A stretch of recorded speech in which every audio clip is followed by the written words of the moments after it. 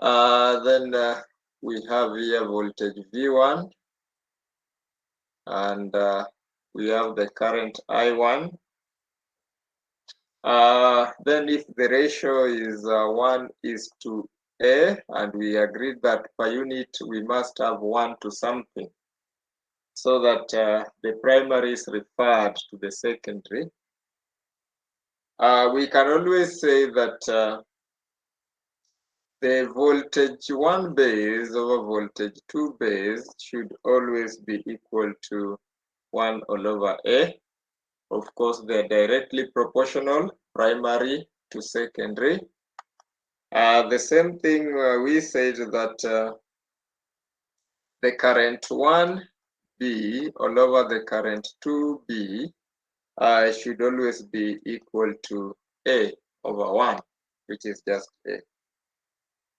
So with that one now, you could go ahead and get the Z1 base, that is from the primary side, which can be the voltage of base all over the base current for the primary side.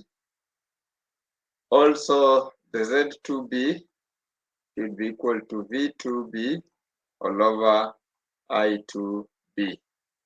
That is what we agreed on. And you can always have an equivalent circuit for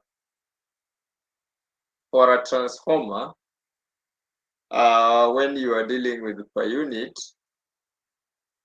which can be just an impedance there, so that we have V1 per unit, and then we have this side V2 per unit. So that is something. This one can be our Z per unit. It's just an equivalent per unit transformer. So with that one in mind, we can therefore say that the Z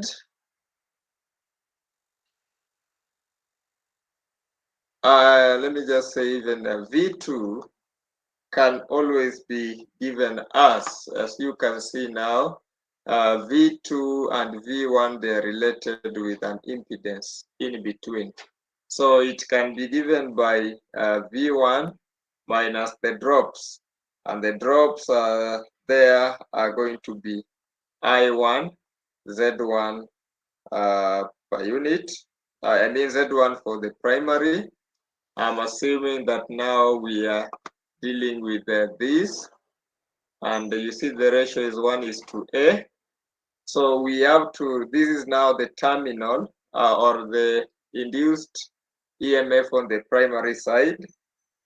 And when we multiply by A, we are referring it to the secondary. Now minus the secondary side, we have ZS and I2. So we can therefore say I2 ZS. So with that in mind, we can always proceed and say now, how do we get V2? We knew that V2 was given by V2 per unit times V2 base. And remember, this is what we said, that if we wanted V2 per unit, we could, let me just pick a call here very fast. It's an important one.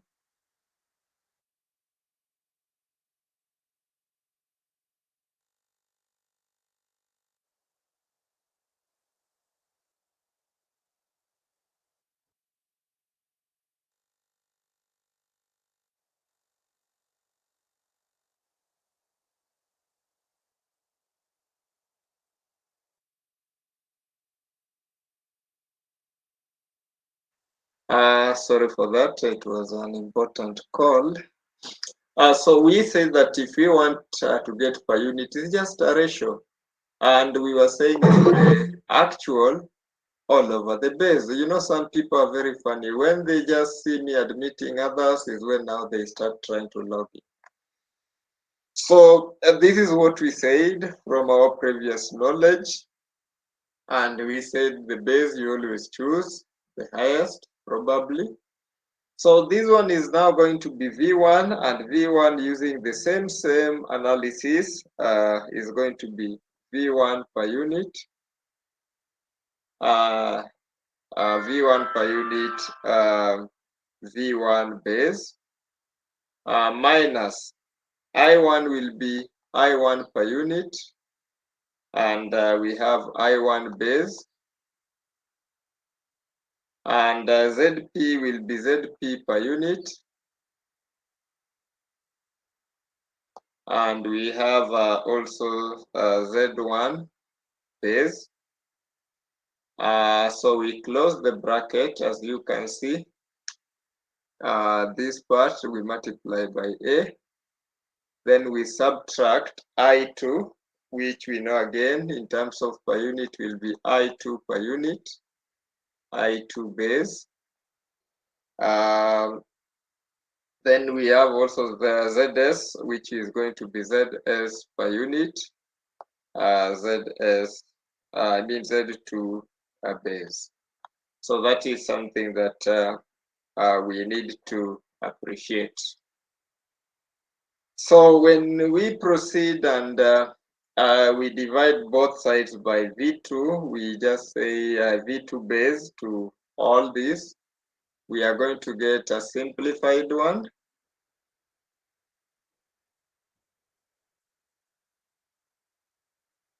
Which is going to be V2 per unit, which should be equal to V1 per unit minus I1 per unit, ZP per unit minus I2 per unit, ZS per unit. We are just dividing everything by V2 base, and we assume V2 base is just equivalent to V1 base. So that's why it simplifies to that. With that in mind, now we can always now compare the things, and we relate.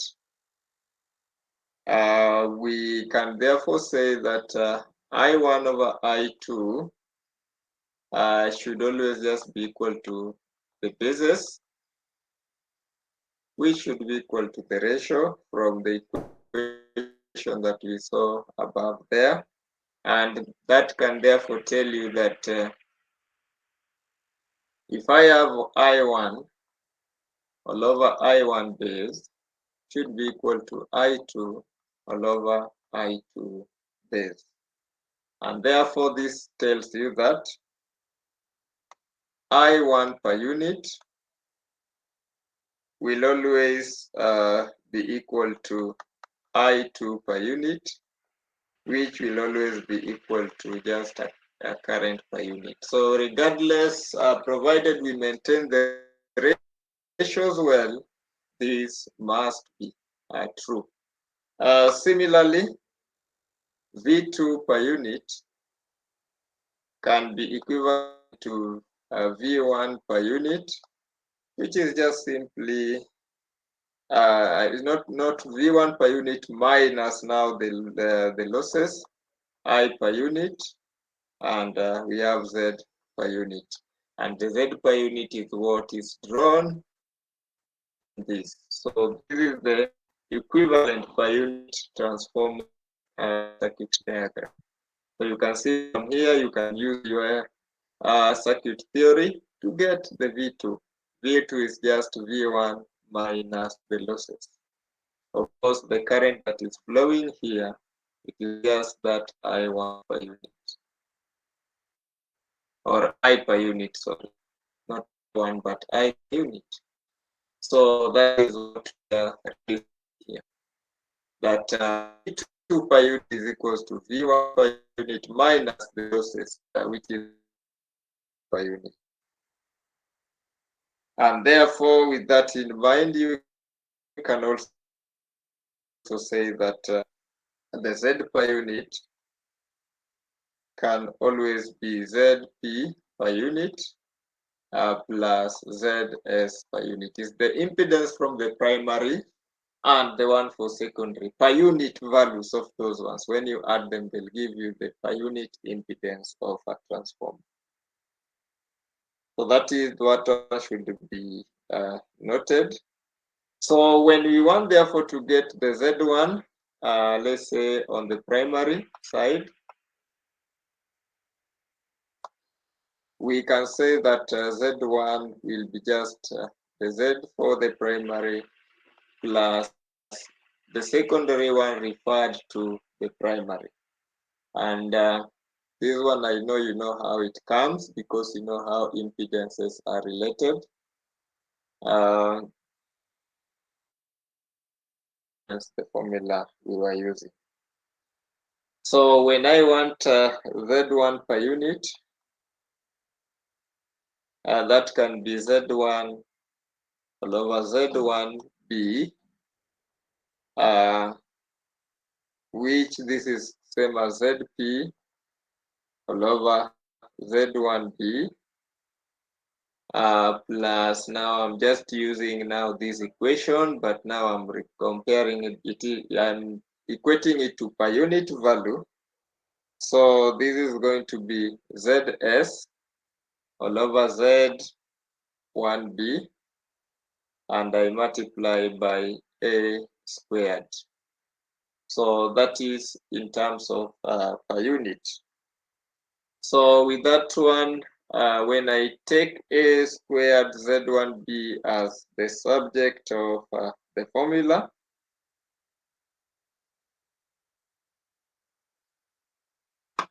I can say that my A squared Z1B should be equal to Z2B. If you just check what this represents, and you have ever seen that before when we are trying to relate from the equations of Z1 and Z2. Just try to manipulate this using a formula that we had already discussed earlier of getting impedance in line with the currents and voltages. You'll be able to make this conclusion. So with that in mind, we can therefore say that Z1 per unit is equals to what? We say it is ZP there, so we can talk about ZP per unit, which we know how to calculate. ZP per unit, and we say plus. When we come to this, you can see we are talking about now ZS per unit. So we can therefore say that we have ZS, which is just the same as Z per unit. On secondary side,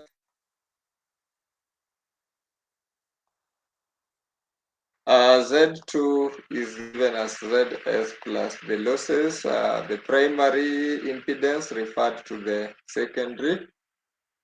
Again, that one you know it is true. This is just like now the primary impedance referred to the secondary. So once we have that, now we can therefore say that Z2 per unit is just going to be Z2 all over Z2 base plus A squared ZP all over Z2 base. Can conclude that Z2 per unit is just ZS per unit, which plus ZP per unit, which is just equivalent to Z per unit. So you will notice that it doesn't matter which side you are calculating your impedance from in terms of per unit value. whether you are using the primary side or secondary side, you will always get the same impedance or per unit impedance of a transformer. Now let's look at an example.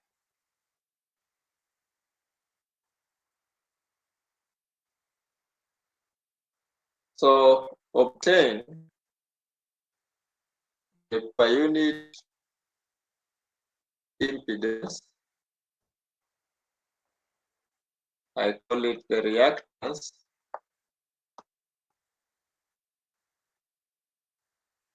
diagram, obtain the per unit impedance diagram of the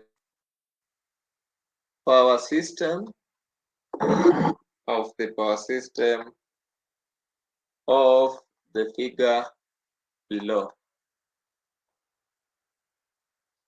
And this figure we drew it in class last time, but let me redraw it.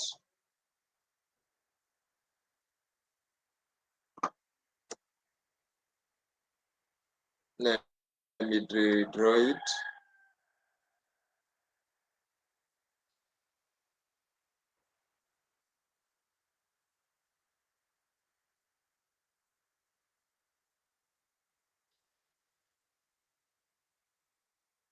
So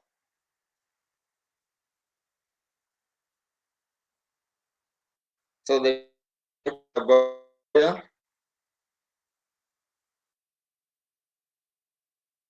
we have our generator 1,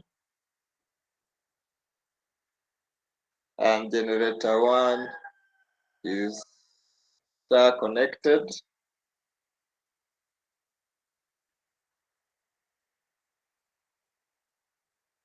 Then we have the protect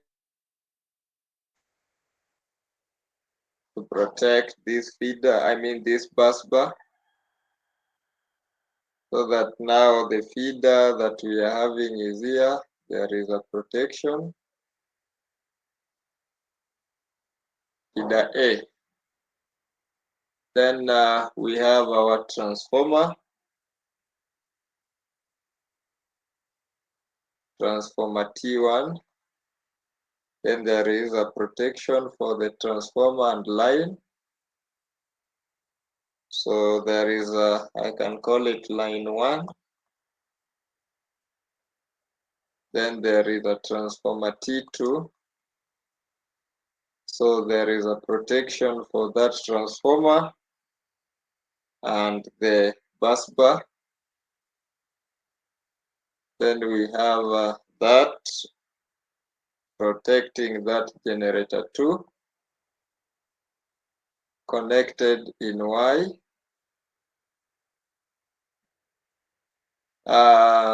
Then we have generator 3 protected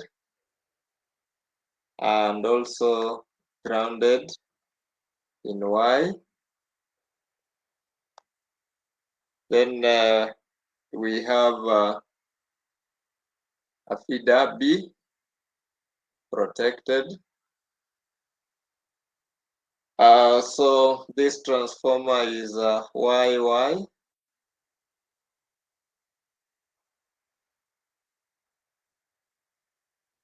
This one is Y delta.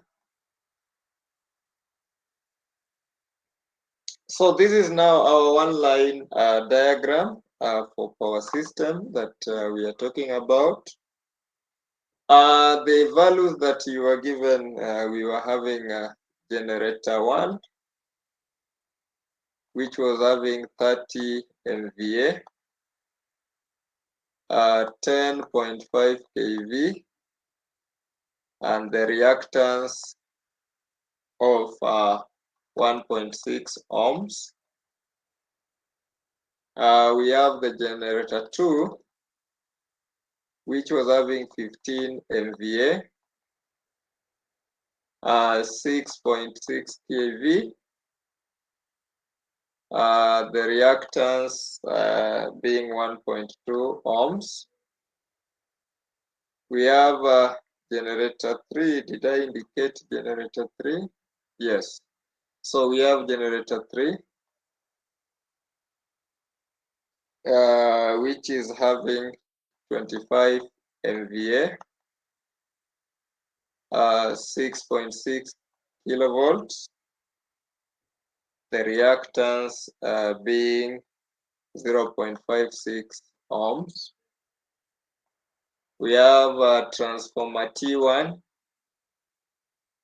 which is now 3-phase, is giving us 15 MVA power, 33/11 kV, reactance being 15.2 ohms per phase. So these ones are transient reactances because they are for generators. Transformer, they are not transient. So this one on high tension side.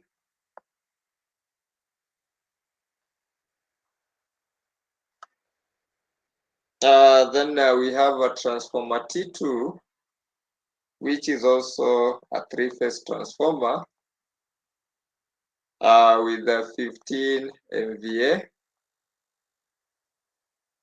Then we have a T3 6.2 kV. The reactance being 16 ohms per phase on the high tension side.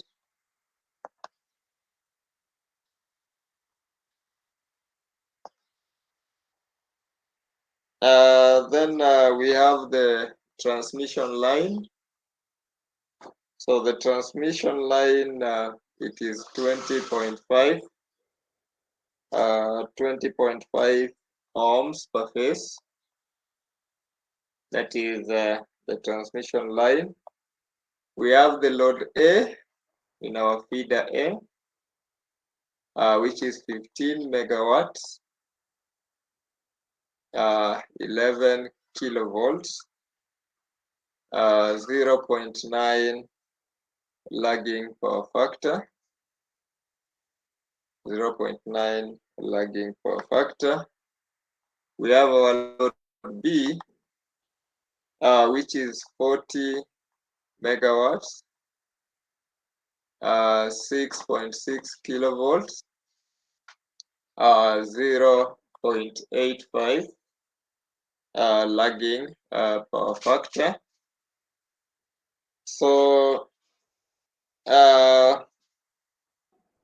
from this now you can always see that it is good to know what is taking place where. So when you look at this generator 1, we are being told is 30 MVA and is giving us 10.5 kV. So this is MVA. The reactance we know is 1.6 ohms. The generator 2 is rated 15 MVA, giving us 6.6 kilovolts. Obviously, this was also give us 6.6 kilovolts for them to be connected in one bus bar. But the power for generator 3 is 25 MVA, meaning that the current that is giving us is much higher than the current that this one is giving us. Then what do we have? Those are generators. We have the transformer T1. T1 is also giving us 15 MVA. And you can see 33/11. So if this generator is giving us 10.5, meaning this is the side for 11, and the other side is now for 33. Very important. So here we are receiving 11 kilovolts, and this side we are giving 33 kilovolts. Please, it's very important to note that. Then when you go to transformer T2, hello, there. I'm doing good. Ah, okay. Ah, at what time? Or 2 p.m. I'll be there. I'm just having a class now. Then when I'm done, I'll call you. Yes, yes, yes. Let me call you once I'm done. Okay. We have this side is 33 kV. So when we go to transformer T2, you'll notice that we have 15 MVA as the power that we're getting. And we have 33 6.2. So you need to know which side is 33. Of course, 33 is in this line. So we expect this side to be 33 kV and giving us 6.2 kV. So it's very, very important. You need to know which this line, what does it contain.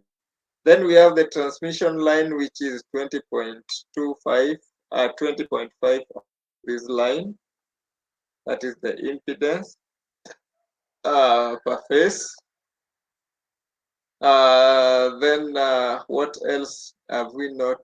Then you can see now our loads are absorbing this active power, 15 megawatts and 40 megawatts. One is taking 11 kV, another one is taking 6.6 kV. So the one for 11 kV is the one with this generator. So this is just taking 11 kV. And this one is taking, is it 6.5 or 5.5? 6.6 kilovolts. As you can see, those two generators are rated 6.6. And you can always check the power factor with this power. This is 15 MVA and this one is a power factor of 0.85. You can always calculate to see if they are related to 40 megawatts. So that being said, now we can go direct to answer our question. At least now you need always to analyze your circuit. So you can always try to come up with the impedance diagram for this line here. So that is the next thing we are going to do. You come up with the impedance diagram.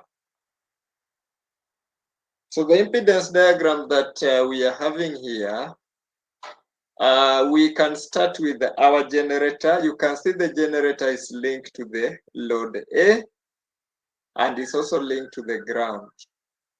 So we can always draw our generator. Remember, we are assuming the resistance and it is linked to the Y. So generator is linked to Y and this side is going to be linked to our load. And our Y must also be linked to our load because load at a point must be grounded. So we are going to have our load at this point.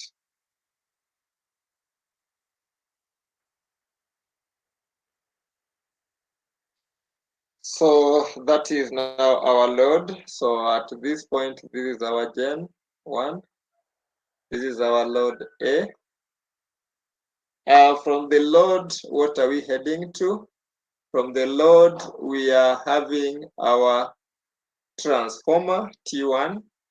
So I can always come draw that transformer T1. Remember, this is not per unit, so don't mistaken me that why am I not joining them. This is not a per unit diagram, so they are not linked directly. Of course, they are linked only through induction. So we always induce EMF to the secondary. So in the secondary, we have, of course, so we can show the impedance of a transformer. We can always show the impedance of a transformer. So that one, we come and show it here.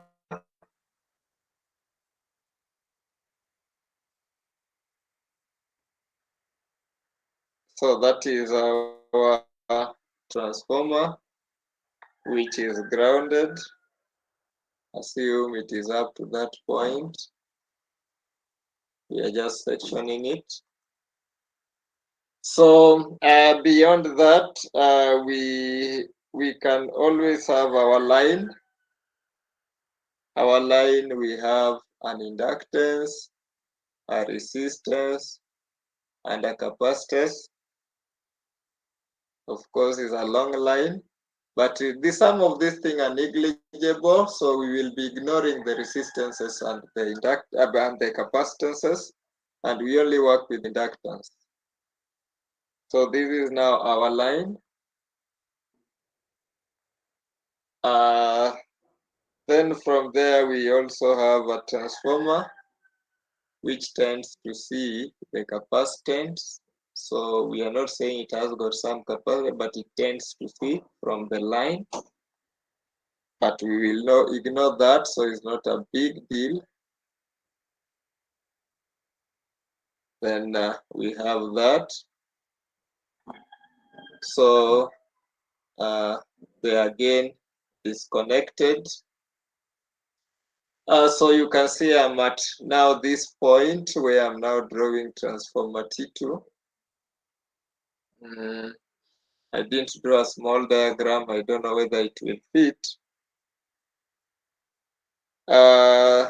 So from that transformer, assume it has reached at that point. I don't have enough space. From the transformer, I go to the generators. I have generator 2, generator 3, and the load.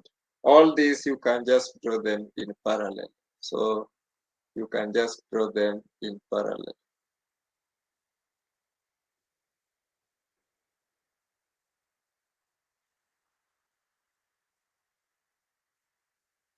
So that is it. One is load. Let me say Gen 3, Gen 2, load B, and so on. So this is now the impedance diagram for this power system. So you need to know how you draw it. Is very, very important, because from here is where now we are going to do our calculation per unit values from the impedance diagram.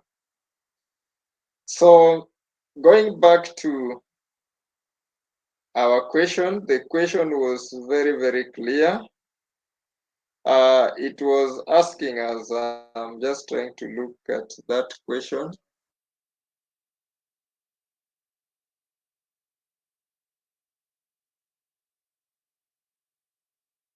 Reactance diagram of the power system of the figure, of this figure. So we need to get the per unit impedance. So you see we have changed everything to impedances. So we work with this diagram. So first and foremost, I'm just trying to locate where that question is. Yeah, I've just gotten it. So first and foremost now, we need to get, let's start with the transmission line impedance. Of course, you know what we said, that per unit impedance of the line,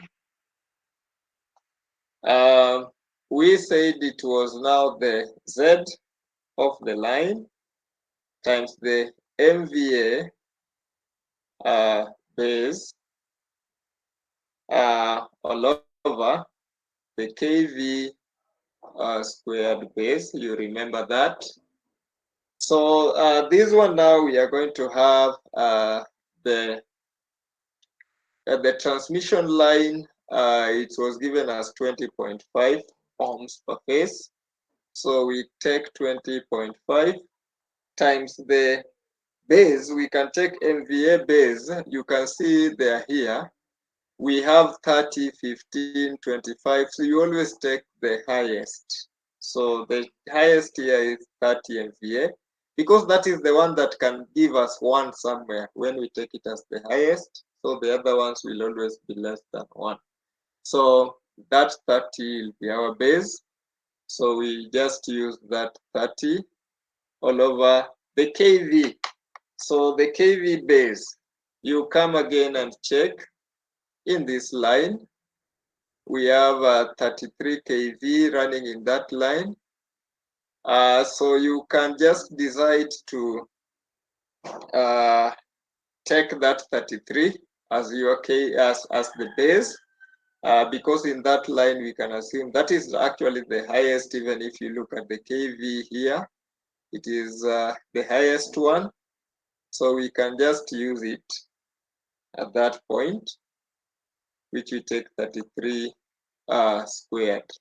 So if we work out this, what do we get?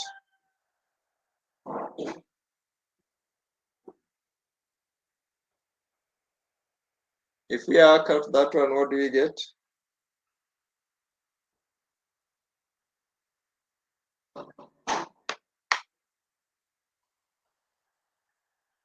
$0.565. 0.565. So then we go to transformer T1 again. Now the same. Now when you come to impedance for transformer T1, remember now we are through with the transmission line. I'll be marking. So we go to the transformer. So the transformer T1, you can see we have 33 somewhere and 11. We have 15 MVA and so on. So we always just use our base values. You don't use the 15. We use the base values. So and T1, we were told that it has got an impedance of 15.2. So we just come and do the same thing here, where we are going to have Z per unit for the T1, which is now going to be 15.2 times 30 all over 33 squared. Your work is to assist me do that calculation. If I go to T2,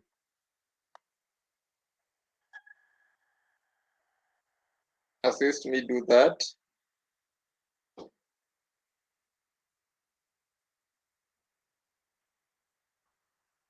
Oh, people are not 0.419.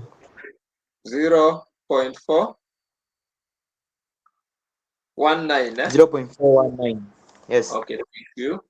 Then we go to transformer T2. So for our T2 again, let me mark it. You see, that is, you go step by step. I told you one thing. Our system is always sweet because it's procedural. You just go step by step. So you are doing with the transmission line. If there are even 3, you do all of them. Then you go to transformers. So transformer T2, you can notice that we have 1.2 ohms. So 1.2 ohms. No, sorry. It is 16 ohms per phase on the high tension side. So we can use that. So we say 16 times 30 all over 33. You can always give me the answer for that.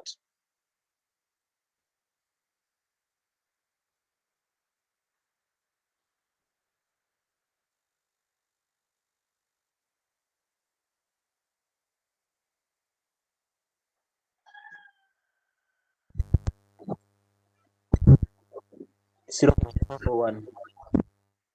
0.441. So that is correct.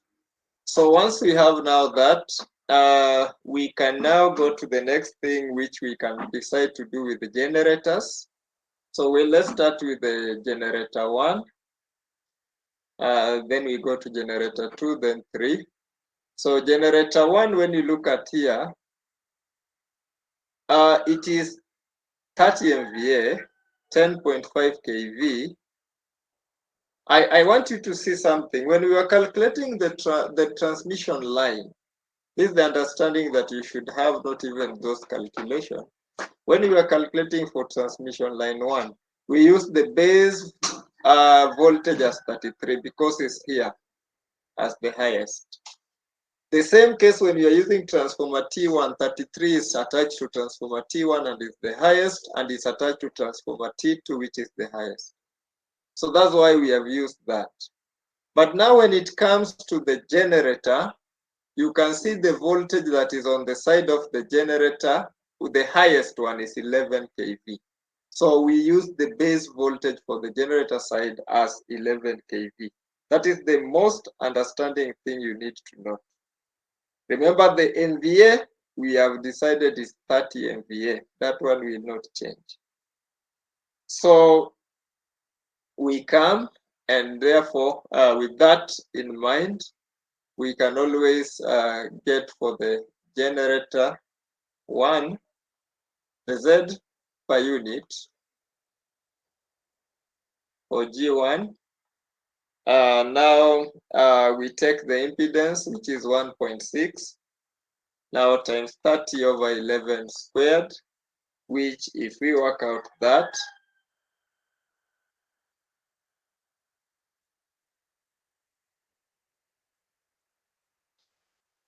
give me the answer for that. 0.397. 0.397. So that is what we have. Then we go to Gen 2. Again, the Z per unit for generator 2. You always go to check the details. So the generator 2, we have it here. You can see it is attached to this side of the transformer was 6.2 itself is giving us 6.6. So we can use now what is coming from the transformer, which is 6.2 as the base. What is coming from the transformer as the base. So we use the 6.2, and you see it was a 1.2 ohm reactance. So we can therefore say 1.2 times 30 all over 6.2 squared. If you work out that, as we go to generator 3,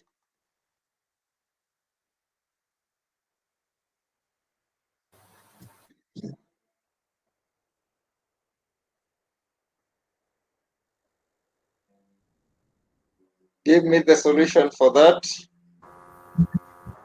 0.937. 0.937. Then the generator 3 is the same, they were sharing the transformer 2. So we are going to use the 6.2 as the base voltage. So its impedance was 0.56, then we multiplied by 30 all over 6.2 squared. You give me the answer for that.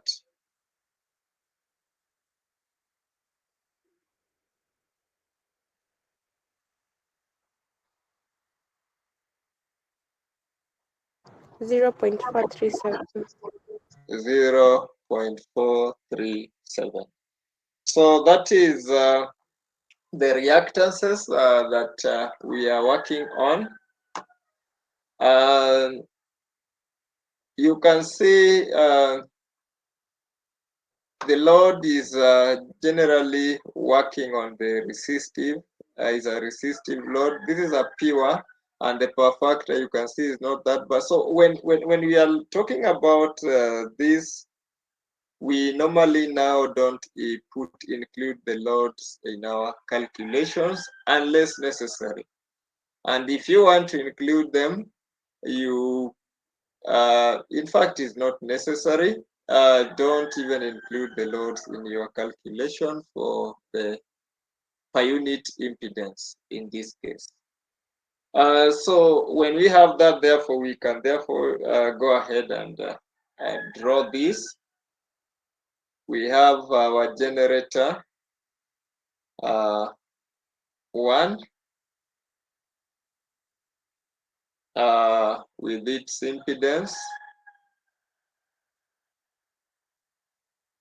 which we've said is 0.397.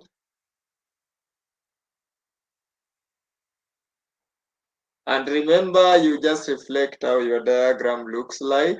I'm just dealing with this generator here with this equivalent impedance.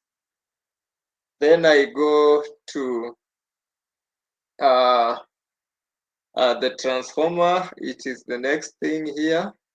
And we have the equivalent impedance for the transformer. So I can therefore come and say I have my transformer. Remember now this is per unit value, and we drew the Z per unit for a transformer. So we couple them together. So there is no separation like you can see here. So we are here at this point. So that one was for the transformer T1 was 0.419. So here we have 0.419. Then we go to the transmission line. The transmission line, which we have calculated it here to be 0.565. 0.565.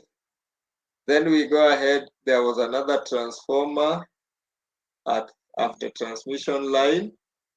So that was transformer T2, which is 0.441. So we have 0.441. Then from there we were having the generator, the first generator.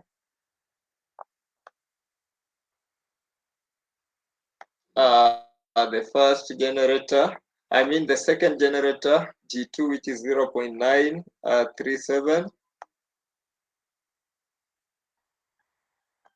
Then we had the second generator. Remember, even in impedance diagram, these ones were just parallel. So I've ignored the loads. So with this one now, I go to generator there, we got 0.437. So I just join them because they are all grounded. So that is generally how you go about to come up with your per unit impedance power system. So up to that level, do you have any question?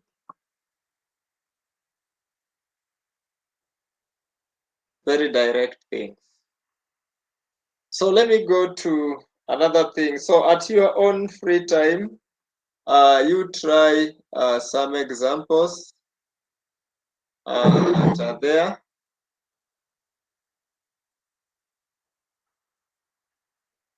Some examples that are there.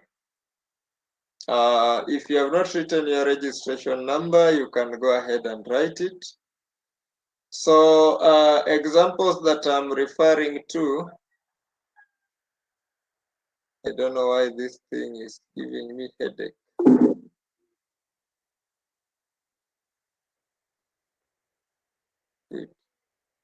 So I'm referring to, you go try examples 4.2, example 4.2, yes. So you go try example 4.2 also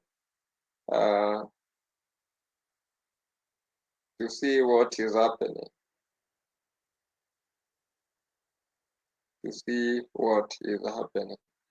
Now we have another thing called complex power, which is not far from what we have done before. So it's just a repetition or a reminder that if we have a single phase load, so I can have my source, and then I have my load on the other end.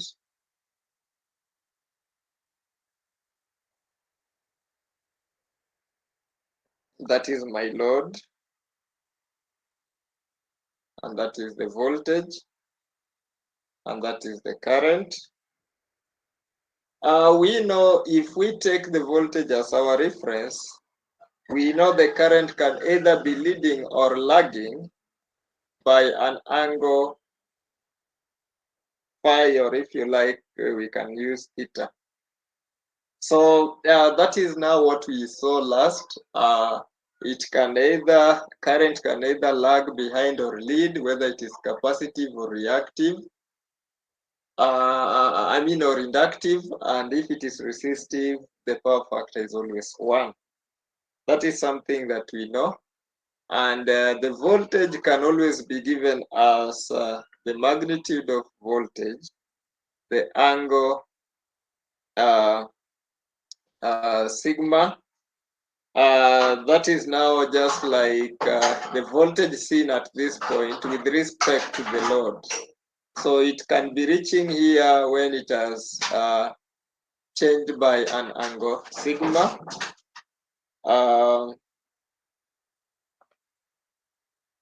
So when we have now that current can also therefore be, because you can see current and voltage are related with the current, with this one through an angle theta, which is a power factor angle.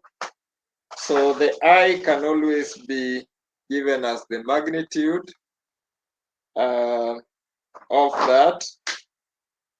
The angle should now be that minus theta, and that is from your basic circuit theory, you know that is true. If this is true and this is true, then this must be true. So that being said, we can get always a complex power, which is the apparent one. S will always be given as VI complex, which can be now VI. And when you put this together, you can see we are trying to multiply, and that is will give us now just angle theta. Just put these two together, multiply them together. You are going to see that the angles will be kind of adding up, and you will always remain with that. And this one can always be represented as the real part.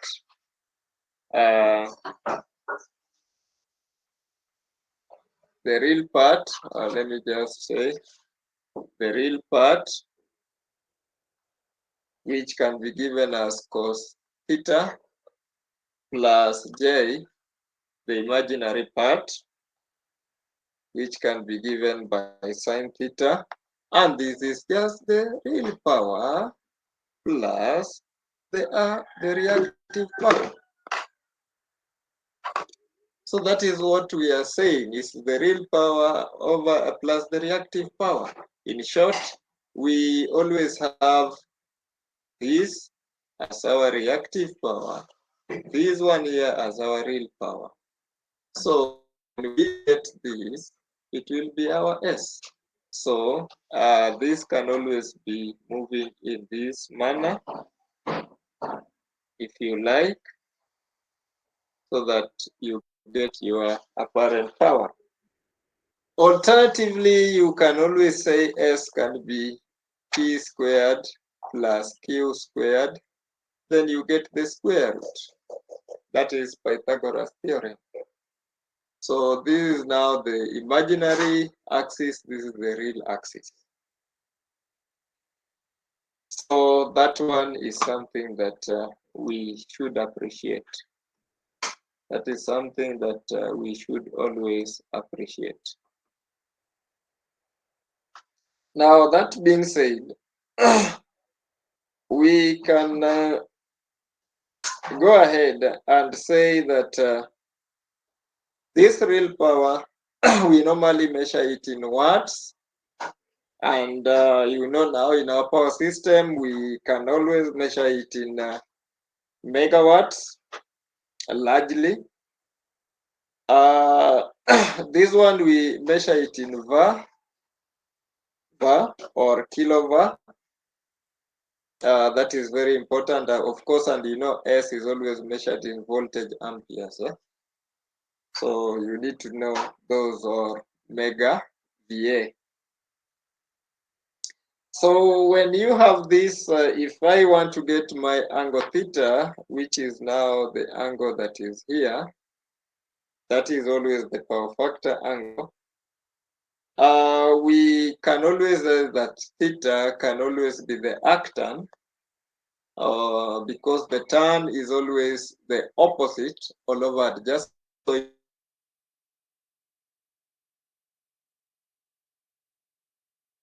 this value can be positive for lagging current,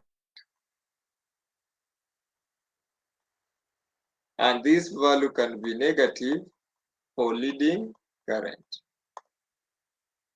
Take note on that. It will be negative for leading current and positive for lagging current. And by now, unless you are just mad, you should know if current is lagging, is it capacitive or reactive? If it is leading, those things we have done them a lot with you. So that said, if you have now, if you have two or more loads in parallel, so that now, like here we're having one load, I can come and add another load here, for instance, so that I have more than one load, and these loads are in parallel. We can always conclude and say that S will be VI star, and from your Kirchhoff's, the I will be the current 1 plus the current 2. If I say that one root is I1, another root is I2, but now they are complex. So this one, if I do that, you can notice if I open my bracket, I'll have V1 star plus V2 I2 star. That is meaning it's a complex value. So this can be now the apparent power 1 plus apparent power 2. By the way, powers always react just like, always behave just like current. You add them in parallel. In series, they will be the same.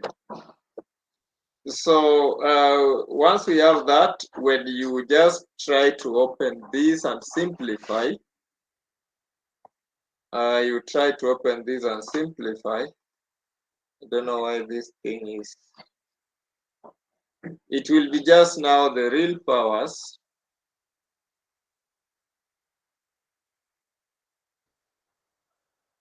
Yeah, so good. Let it save first, so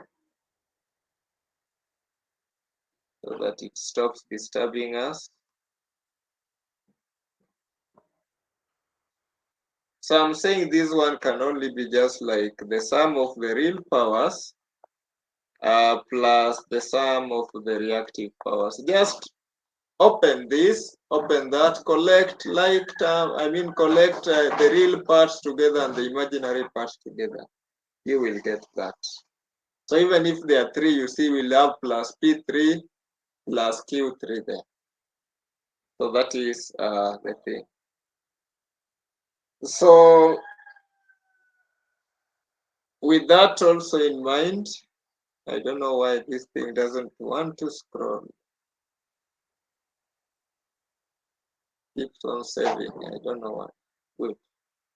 So with that in mind now, we can always say that V can always be given as IR plus JXL. This is now the voltage due to resistance, the voltage drop due to reactance. So when you have that and you know your S is V asterisk, you can have I squared R, you know that, plus J I squared XL. That one you know very well, I squared R is power. Just substitute the values for V in the equation, which is here, and then you simplify. So this therefore means that our real power will be I squared R, and our reactive power will be I squared XL. Take note of that. So this is now the active power absorbed by the load. This is the reactive power absorbed by the load. So that is worth noting, and that one when we talk about RL series circuit. You can also talk about RC series circuit. So when you talk about that, P will always be I squared R, and Q will always be minus I squared XC. So so this one you can see, this one the power that is being absorbed is negative. So you can see that's why when we are correcting power factor, if it is too reactive, we bring a capacitor to this, so that now we regulate the power factor, we improve our power factor. So that is something you need to know. So that is something that is worth knowing. Now, if we have a balanced three-phase system, it is in the book there, and that one we had already analyzed before. That we said that if we have a balanced three-phase load,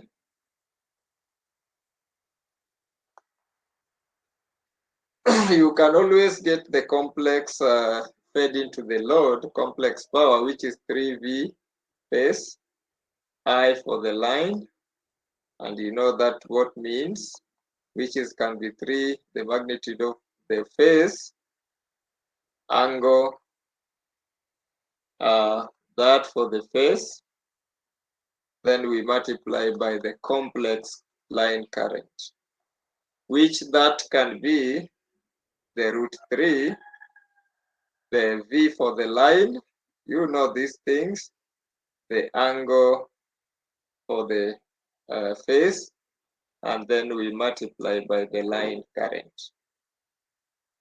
So we are saying if the line current is the magnitude of IL, the angle, this, we have just seen this above there.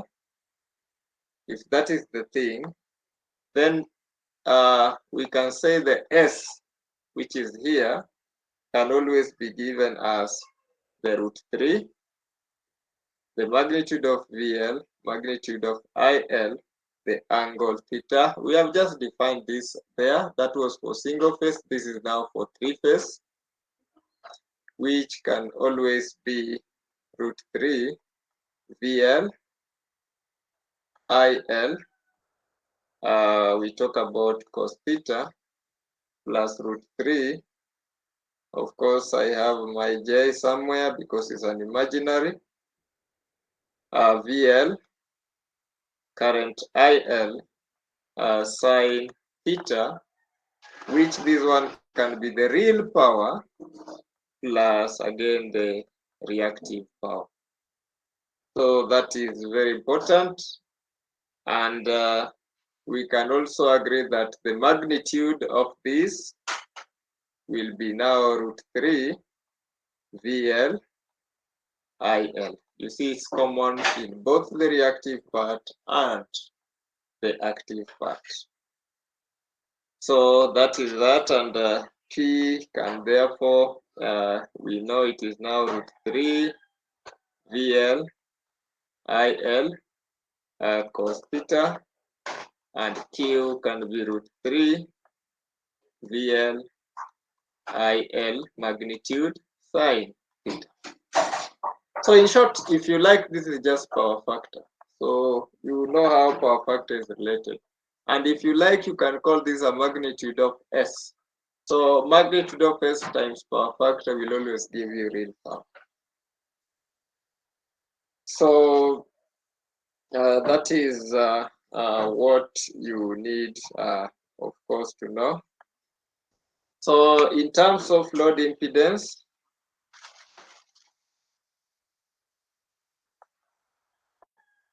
load impedance, Z, we can say IL can be given as Vp all over Z, Ohm's law, which the primary voltage can be now VL, angle that one we have just seen, then all over root 3 Z. So then therefore we can say S is just VL squared all over Z asterisk.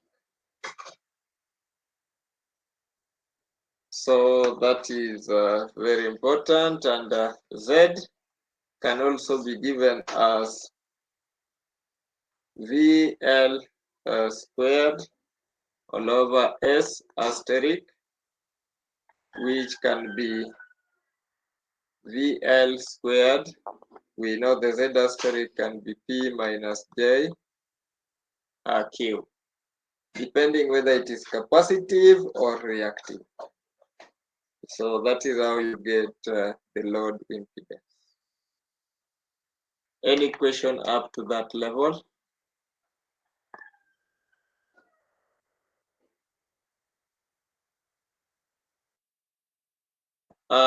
If you don't have a question, you allow me to proceed. Should I?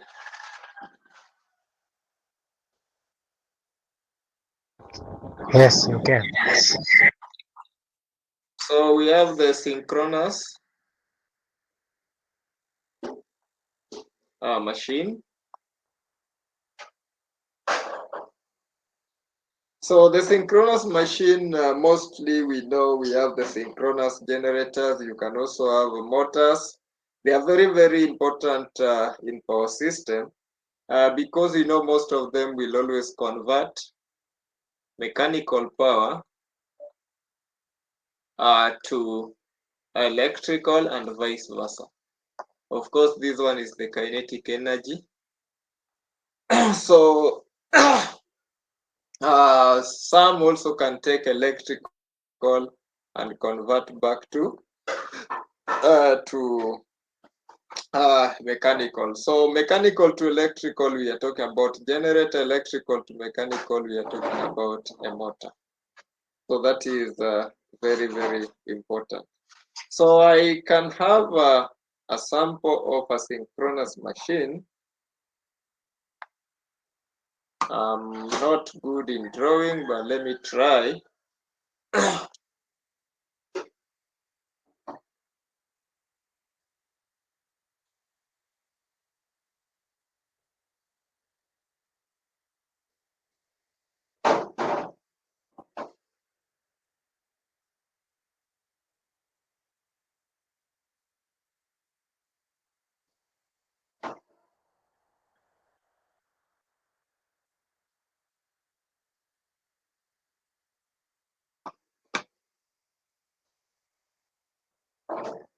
I'm not good in drawing, that is a disclaimer. I only know how to draw using an AutoCAD.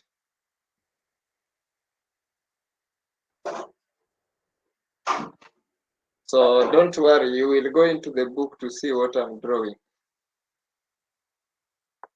So we have the conductors there. So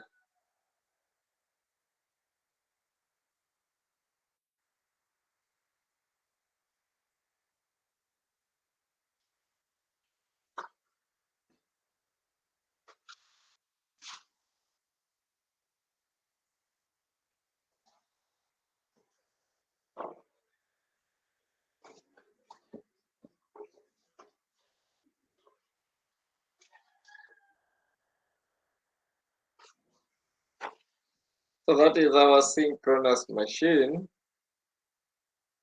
So let me just put the coils.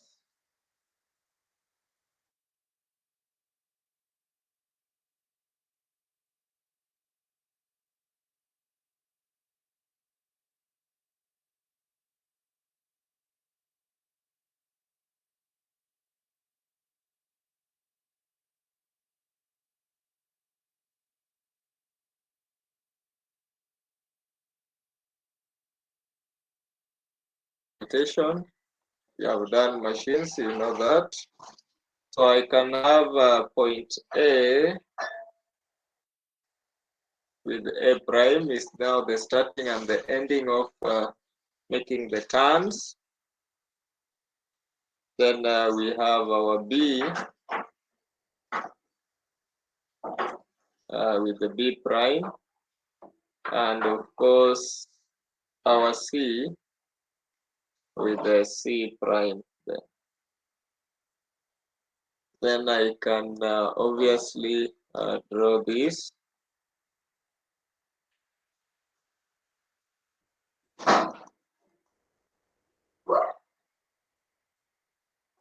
This one will always pass C.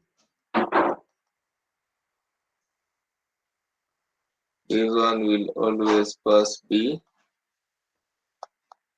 So they are electrically displaced by 120 degrees, meaning from here to here, we are having 120 degrees. The same here to here, we are having 120 degrees, and so on. So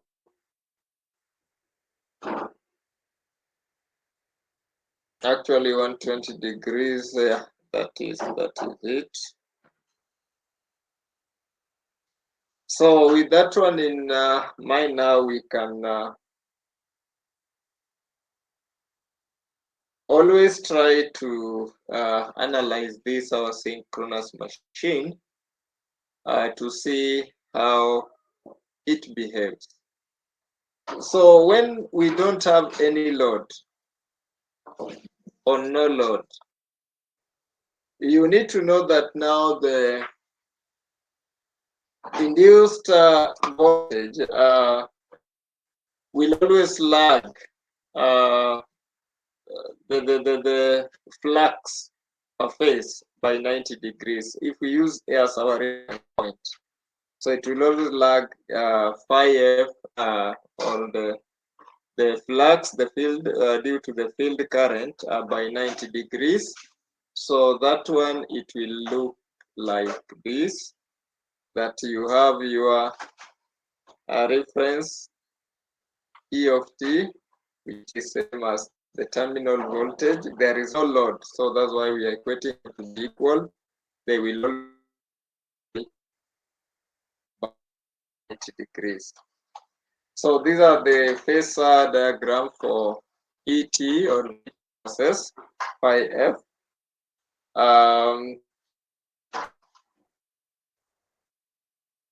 So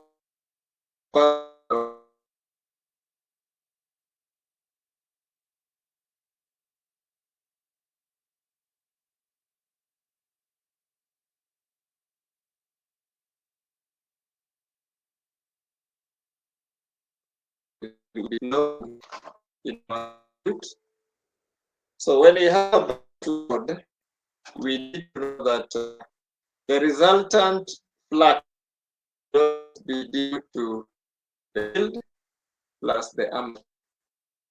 Of course, did I label it armature? We can do where we are. I can label with red. Of course, you know this. That is now the starter winding, or if you like, the armature winding. Here we normally have the field winding.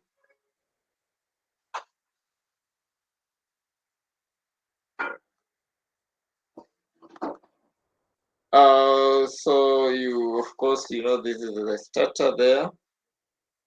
Then this is the router. Of course, you know, that is our router. This is our starter. What else have I not shown you that is very important? So when I'm now talking about the field, field is as a result of the router here. Then the armature current is as a result of the starter here, which has got the armature winding. So take note on that. So we are saying that one is always opposing the other here. So when you get the resultant, you want to get the resultant flux, you always add the two. So if we assume that these armature leakages, because you always have leakages, we assume that armature leakage reactances and resistances are negligible.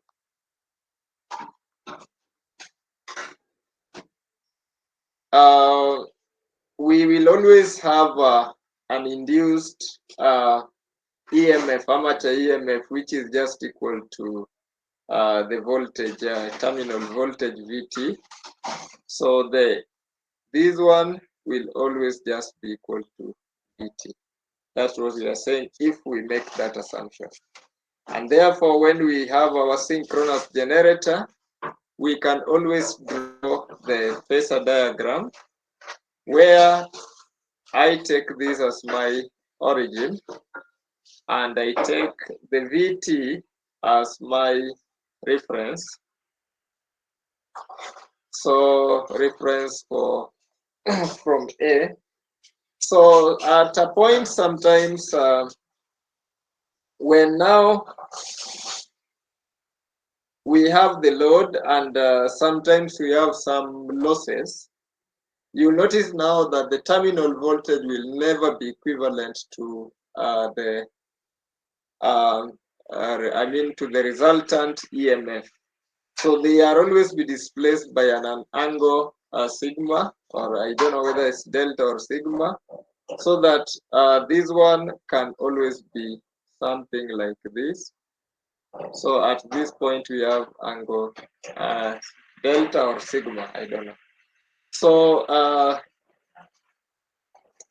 then at this point, we are going to have an armature current which is trying to oppose the movement.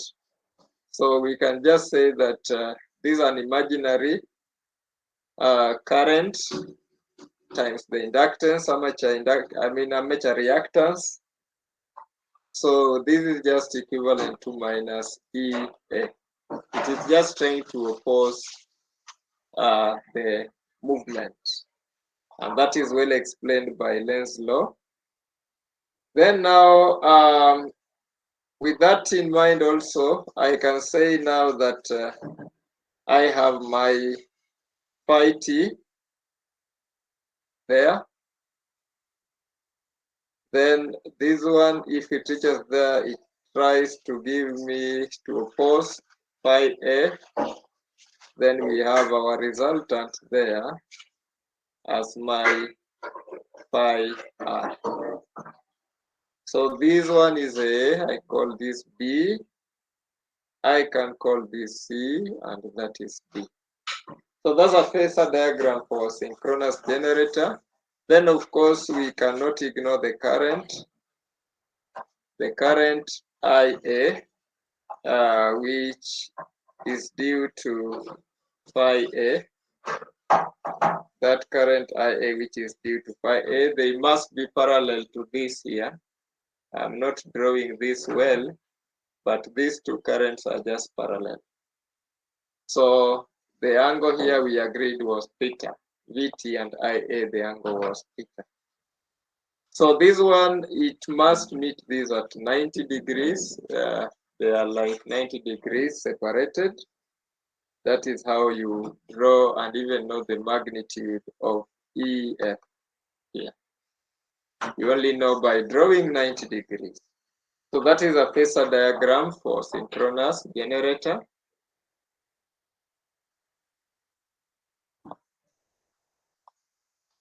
Phasor diagram for synchronous generator. If it is a motor, you know what your E will be. It will be positive, and you know the direction at which it will take. Cutting IA at, actually even IA will be on top. So you see EF will be down. It will be an inverted phasor diagram. Now, that being said, you can now from this come up with the equations. Of course, you can see that AB is just J XIA.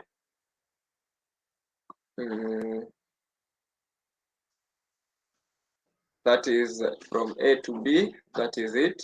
And how are we getting that? We can relate VT and EF and EA. So I can therefore say that my VT is equivalent to what? You can VT plus JIXA is equal to EF. So I can just say EF minus this is VT. So that is something you can just see directly from your phasor diagram.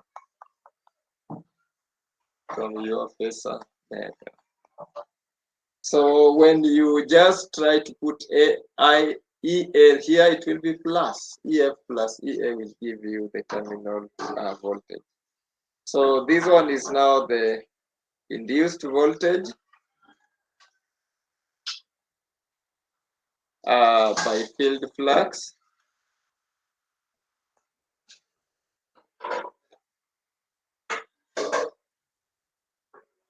And there is no load EMF associated with that. So when I'm trying now to simplify and ignoring resistances and reactances for a generator, I click save.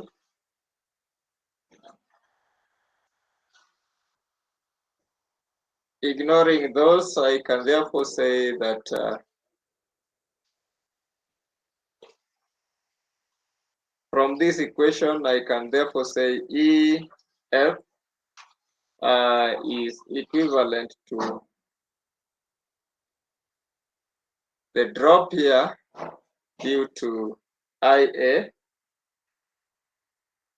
So this is my XA plus the terminal voltage here, VT. The terminal voltage, VT. So that is now from your circuit theory. It satisfies this equation. Now, if we don't ignore the resistance, you will always come and add the resistances at this point, like that. And therefore, your equation can always be modified to be VT to be equal to EF minus JIA XS plus IA RA. So excess here is just as a result of plus the one for the line, the reactance of the line. That's what I'm referring to as excess. Because in the line now we normally have some losses, but mostly in our analysis we are going to ignore this and we are using a simplified version without the red thing there. We are going to ignore the resistances because they are very, very negligible, and we are going to use the equation of this. Let me just create a new page.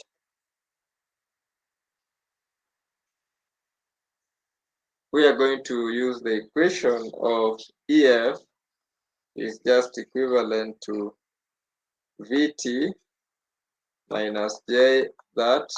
Of course, this is now if, and when when we say addition, that is generation.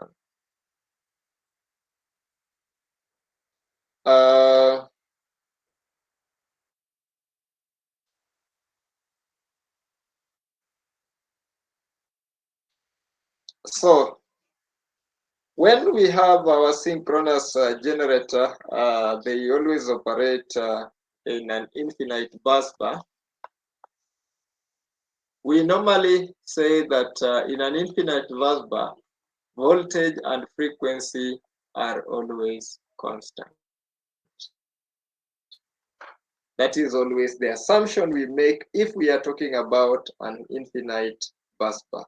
And that's why you'll notice that we normally regulate the power factor to maintain these two to be constant, such that if I have my VL times the current cos theta, these are active power, we all should always be getting a constant. So that is the active power output.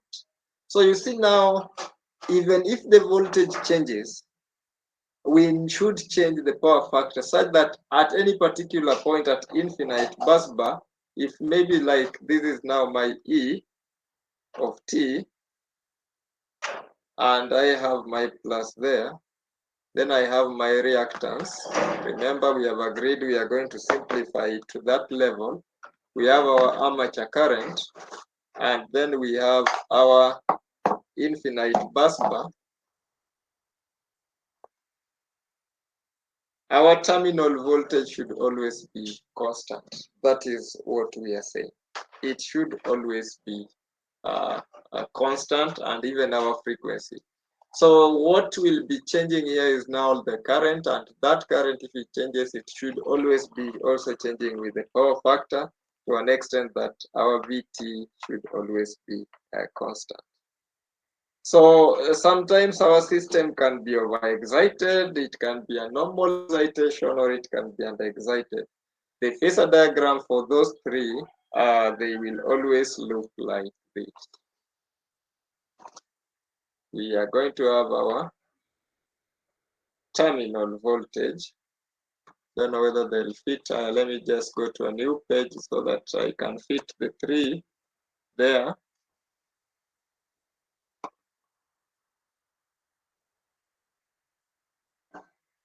I can fit the three there. So let me have just these lines to guide me.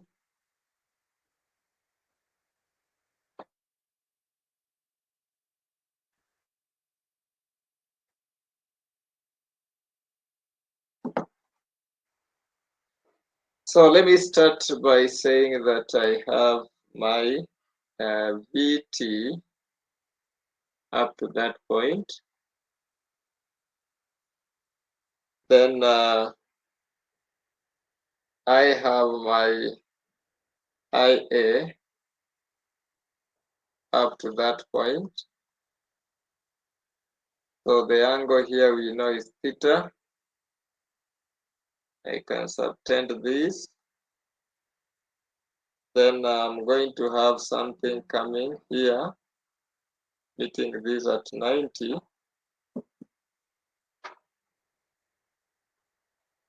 Meeting that at 90. Of course, then from here up to that point, I'm going to have my EF. Of course, I know the angle here is delta. Then here is JIA XS. Remember, we are considering even the reactance of the line. This phasor diagram is for overexcited.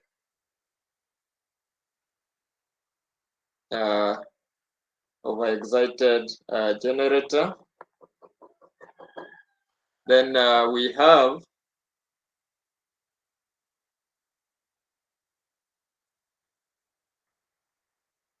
we have the one for the normal excitation.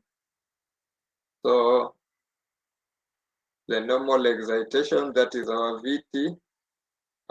You know now there is no power factor is 1, so